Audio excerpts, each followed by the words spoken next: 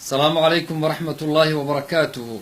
walaalkayga muslimka oo walaashayda muslimadda ahay waxaan rabaa inaan iraahdo sideed jannada guri uga dhisan kartaa. waxaa hubaala qof kasto inaga mid ah inuu ku fikirayo in ilaahay subxaanahu wa tacaala jannadiisa uu geeyo aadna aan u jecel lahay, allana haynoo geeyo hana inoo fudaydiyo wadooyinkii lagu aadi lahaa. waxaan rabaa inaan ku tusiyo 3 arrimood oo saddexdaba uu rasuulku sheegay sala allahu calayhi waalihi wasalam.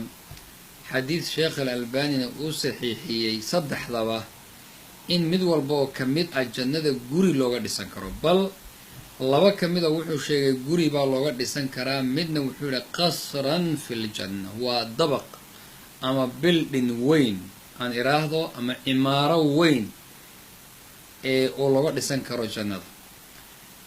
midka koobaad wuxuu yihi rasuulku sala allahu alay wasalam, qofkii masaajid ilaahay dartii u dhisa, walow dhismaha masaajidku ha la ekaado meel meesha ay shimbirtu ukunteeda dhigato wax la-eg. shimbirtu ukunteeda meesha dhigataa waa meel yar, meesha wax la-egna aad ka dhistidee bana allaahu lahu baytan fi ljanna, ilaahay qofkaa jannada guriba uga dhisaa. waa number 1. midda labaad rasuulku wuxuu yihi sala allahu alay wasalam, qofkii tukada 12 ragcadood oo sunno ah oon waajibka ku jirin, waa salaadaha witrka ah ee salaadaha kale waajibka alla raaciyo, ilaahay wuxuu u dhisayaa bana allahu lahu baytan fi ljanna, guribu alla jannada uga dhisayaa. midda saddexaad rasuulku wuxuu yihi sala allahu calayhi waalihi wasalam, qofkii aqriya suuratu likhlaas waa qul huwa allahu axad ilaa uu ka dhammaystiro oo suuraddaa dhammeeya 10 jeer maalintii, ruuxii aqriya bana allahu lahu qasran fi ljanna, ilaahay jannada bildhin buu uga dhisayaa.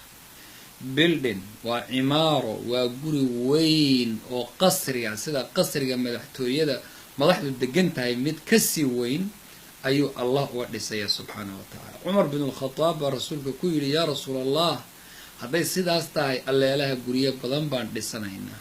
rasuulkuna wuxuu yihi sala allahu calayhi wasalam, allahu akbar wa atyab, ilaahay baa weyn, ilaahay baana wanaagsan. haddaad dhisataan ood shaqaysato ilaahay waa ku sinayaa, kaa dayicmi maayo. markaa qof walbow ku dadaal inaad guri dhisato. waxaa kaa xiga qasri jannada inaad ka dhisato, cimaaro weyn ama guri weyn aad ka dhisato, qul huwa allahu axadun oo 10 jeer aad aqrido insha allahu tacaala. adigoo masaajid la dhisaayo wax ku darsada ma aha macnaheedu keligaa inaad wada dhisto kulligii. haddaad dhisto waa kasii fiican yahay. haddaad meel yar oo shimbirtu ay dhigato ukunteeda aad ku dartana waa alxamdulilah.